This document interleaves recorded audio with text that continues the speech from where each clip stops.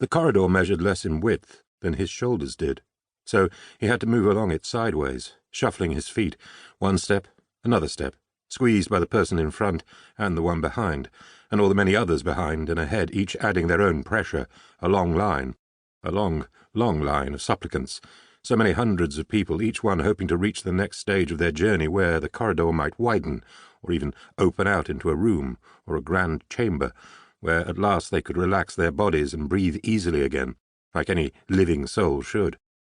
But still the corridor contained them. Shuffle, shuffle, shuffle, 1 or 2 inches at a time, and so it went on. Nyquist craned his head and looked back along the queue, hoping to see his companion. Of course Teddy had played the fool, stepping down from the train, gazing around in wonder at the vastness of the station forecourt. Within seconds the young man was swept away as a new mass of travellers arrived, each with their own intention, their own desire, to find their own way into the city. So many doorways in sight, so many different pathways, so many ways of being separated. And now Nyquist was packed in, funnelled into this one passageway, seemingly at random. Heat rose from other people's flesh like a cloud, and he started to feel sick. Sweat broke out on his body, wetting his shirt. And there was no sign of his assistant, only the endless line of people, the frowning ones, the gleeful ones, those who cried, and those who sang, and those who moved along with their eyes closed, perhaps in a kind of waking sleep. They were so used to this kind of motion. But not Nyquist, no. He was uncomfortable, and he wanted only for it to end, to be released from this torment. Damn that Teddy. He should never have brought him along on this case. Nyquist turned to view the wall of the corridor as it passed by.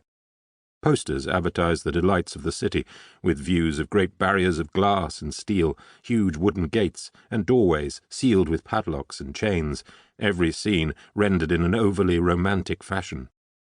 Often there was only the wall to look at, and the many thousands of messages scrawled there over the years, the decades, the messages of love, of hate, items for sale, the slogans for this or that political persuasion, the poems, the caricatures of faces, famous or unknown, dates set down as a simple statement of being here, of waiting here, shuffle, shuffle, and most of all, the pleas to the gods above and beyond, divine rulers of the gates and checkpoints, that they might ease a free passage through the city that day and every day to come.